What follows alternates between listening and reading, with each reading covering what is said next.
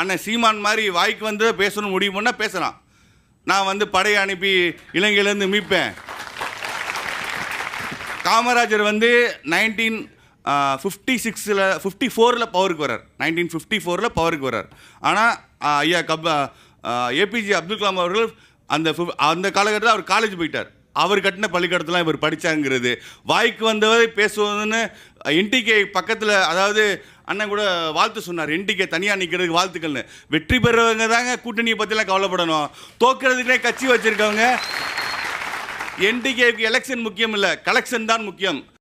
பக்கா மார்க்ஸ் கட்சியை சேர்ந்த நண்பர் சொன்னார், நான் கருத்தாக தான் வாதங்களை வச்சேன், அரசியலை தான் வாதங்களை வச்சேன்.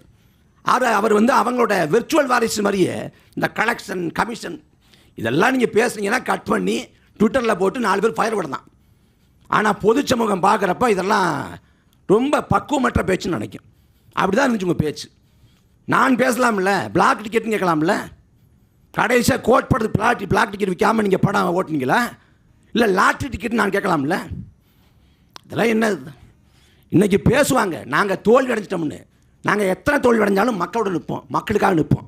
2026 நீங்கள் தோற்று போனீங்கன்னா கட்சி இருக்குமா? முதல்ல கோட்பாட்டு ரீதியாக கேள்விகளை வச்சோம்னா, வாதங்களை வச்சோம்னா அவ்வளோ இருக்குது. ஆனால் அதுக்கு போக சொல்ல மாட்டாங்க. இந்த கலெக்ஷன் கமிஷன் இதெல்லாம் கீழ்த்தரமான அருவருக்கத்தக்க வாதங்கள். ஒரு வாதங்கிறது உண்மை அடிப்படையில் கட்டமைக்கப்படணும், அவதூறு அடிப்படையில் கட்டமைக்கப்படக்கூடாது. அதான் நடக்குது.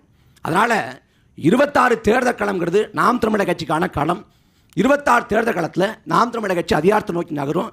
நாங்கள் மாநில கட்சி அங்கீகரிக்கப்பட்டிருக்கோம். யாரோட தயவும் இல்லாமல், வாக்கு காசு தராமல், முறைகேடு பண்ணாமல், கள்ள வாக்கு செலுத்தாமல், எதுவும் செய்யாமல், மக்களை நம்பி கோட்பாட்டை சொல்லி மாநில கட்சி அங்கீகரிக்கப்பட்ட நாங்கள் 2026 சரிவாதி பெண்களுக்கு வாய்ப்பு கொடுத்து, சமூக நீதி அடிப்படையில் வேட்பாளர் நிறுத்தி, இளைஞர்களுக்கு பெருவாரியாக வாய்ப்பு கொடுத்து, இந்த தேர்தல் களத்தை எங்களுக்கானதாக மாற்றி அதிகாரத்தை நோக்கி நகருவோம்.